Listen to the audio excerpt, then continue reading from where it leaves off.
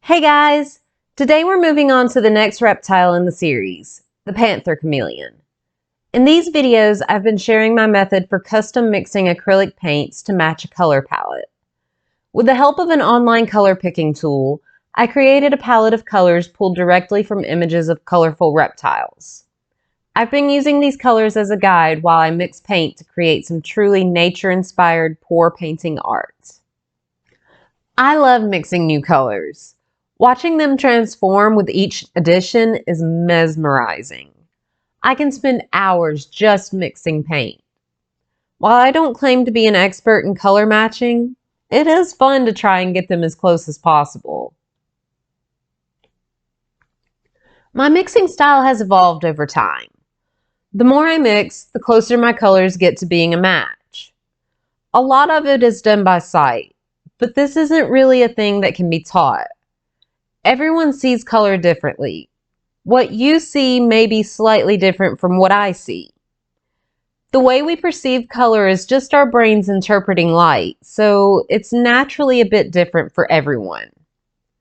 So while I can't really show you how I see color, I can share with you a few things to look out for on your paint tubes that will help make custom color mixing a bit easier. When you look at a bottle of artist paint, there are several different symbols and numbers listed. The main ones you should take into consideration when mixing custom colors are the transparency and the pigment code. You can find the transparency by locating a box or a bar on your paint tube. A box will be either clear, half-filled, or completely filled. Clear means transparent, or the paint lets lots of light through.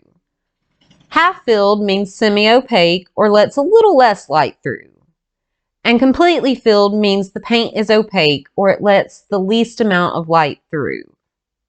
Paint tubes with bars are usually black and white stripes with a sample of the color painted over it. Look at how much of the black shows through on the bar to help gauge transparency. When mixing, knowing how transparent or opaque a paint is can be helpful. Since different transparencies let different amounts of light through, adding in a transparent paint to an opaque paint isn't going to change it quite as much as the reverse situation of adding opaque to transparent would. Now, let's talk pigment codes. A pigment code is listed on most artist grade pigments. Craft paints and cheaper grades typically don't have these listed. The pigment code on your paint will be a P followed by a letter and a set of numbers. So, for example, PB29 is ultramarine blue. If I look up PB29 on a pigment database, I can find all the other common or historical names that PB29 goes by, a description of the color's appearance, and some other interesting facts about the pigment. So, there's a lot of information that can be gathered from the pigment code. Look at some of your paints. Find the codes and see if they're singular pigments or mixtures. A bottle of titanium white should have the pigment code of PW6. For it to be pure titanium white, that should be the only pigment code listed on the tube. Now, say you have a bottle of Liquitex cadmium red deep hue. If you look at the pigment code of that bottle, you'll see PR170 and PV19.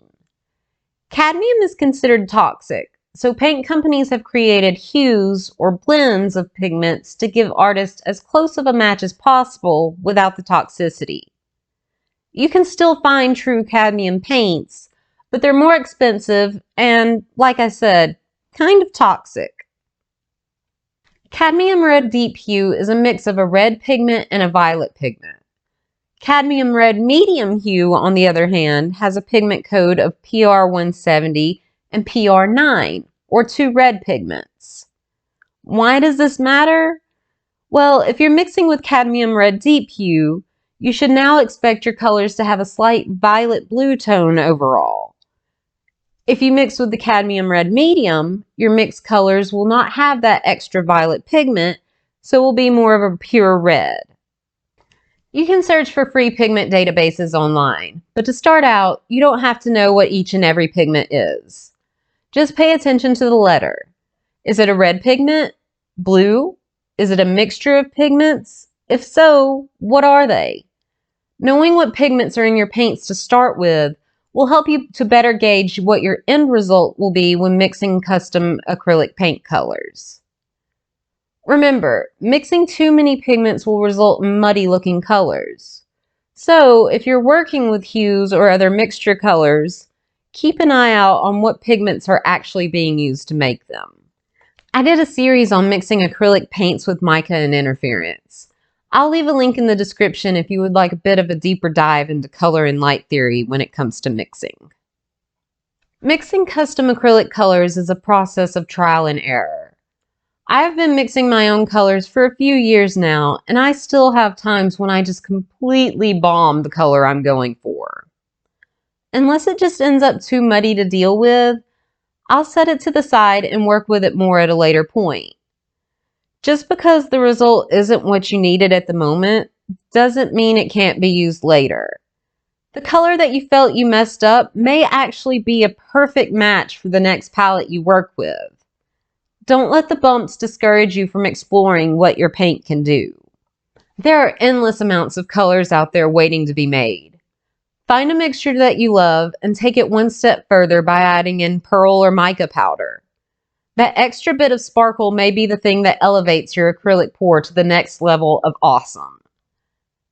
If you're like me and love shimmery paint, I recommend grabbing one of those variety packs of mica powders online to test out. I add a lot of mica when I use it, but I've had the same variety pack going for nearly 4 years now.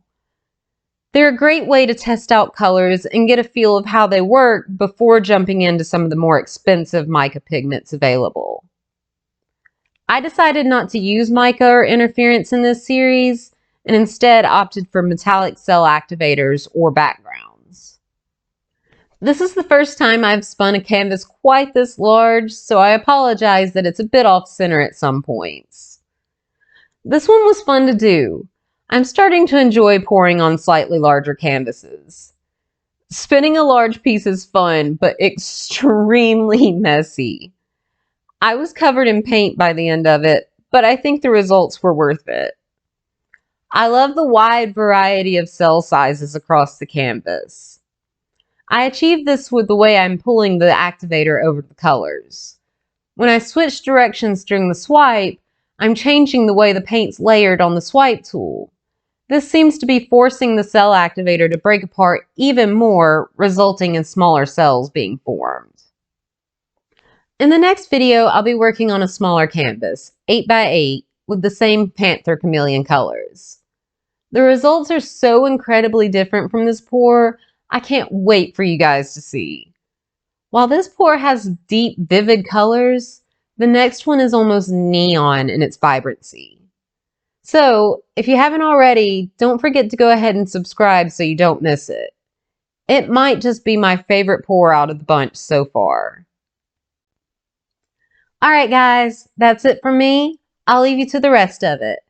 If you have any questions or you just want to say hi, leave me a comment below. I love hearing from you all. I'll see you next time. Bye!